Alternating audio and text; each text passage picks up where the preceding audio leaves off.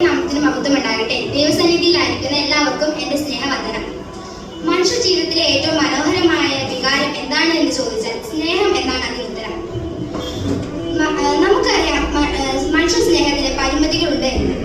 എന്നാൽ ബൈബിളിൽ പരിചയപ്പെടുത്തുന്ന സ്നേഹത്തിന് പരിമിതികളില്ലാതെ മരണത്തിന് അപ്പുറമുള്ളതാണ്. 1 Corinthians 13:13 പറയുന്നത്, വിശ്വാസം, പ്രത്യാശ, സ്നേഹം എന്നിവ നിലനിൽക്കുന്നു, അവയിൽ വലുതോ സ്നേഹം എന്നാണ്.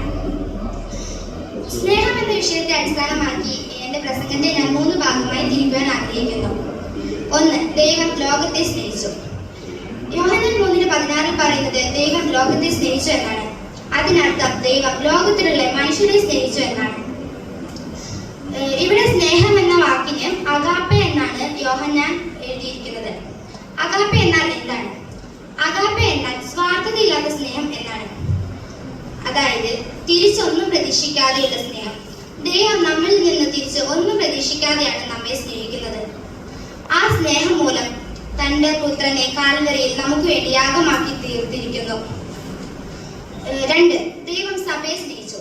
എഫേസ്യർ 5:22 മുതൽ 33 വരെയുള്ള വാക്യങ്ങളിൽ പറയുന്നത്, ഭാര്യയുടെയും ഭർത്താവിന്റെയും സ്നേഹം പോലെയാണ് കർത്താവ് സഭയെ സ്നേഹിക്കുന്നത് എന്നാണ്. കർത്താവ് സഭയെ പോറ്റി പുലർത്തുന്നു. കാൽവരിയിൽ ജീവൻ തന്നതുകൊണ്ട് മാത്രം കർത്താവിന്റെ സ്നേഹം തീരുന്നില്ല. കർത്താവ് ഇന്നും നമ്മുടെ സഭയെ പോറ്റി പുലർത്തുന്നു. 3. നമ്മൾ പരസ്പരം സ്നേഹിക്കണം. യോഹന്നാൻ 15:22 പറയുന്നത്, കർത്താവ് നമ്മളെ സ്നേഹിച്ചതുപോലെ നമ്മൾ പരസ്പരം സ്നേഹിക്കണം എന്നാണ്. അതായത് സ്വാർത്ഥത ഒട്ടുമില്ലാതെ അന്യോന്യം സ്നേഹിക്കണം എന്ന്. അപ്പോഴാണ് നമ്മൾ ദൈവമക്കൾ എന്നറിയപ്പെടുന്നത്. ആത്മാവിന്റെ ഫലമാണ് സ്നേഹം. അത് ദൈവത്തിൽ നിന്ന് ആരംഭിച്ച് നമ്മിൽ കൂടി മറ്റുള്ളവരിലേക്ക് പടർന്നു ഒഴുകുന്നു.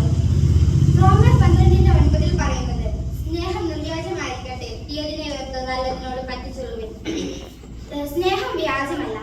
നമ്മൾ ചെയ്തതിനെ വെറുത്തും നല്ലത് തിരിച്ചറിഞ്ഞ് നമ്മൾ അതിനോട് പറ്റിച്ചേരുകയോ വേണം. ദൈവം നമ്മെ സ്നേഹിച്ചതുപോലെ നമുക്കും എല്ലാവരെയും സ്നേഹിക്കാൻ കഴിയട്ടെ എന്ന് പ്രാർത്ഥിച്ചുകൊണ്ട് എന്റെ വാക്കുകൾ നിർത്തുന്നു.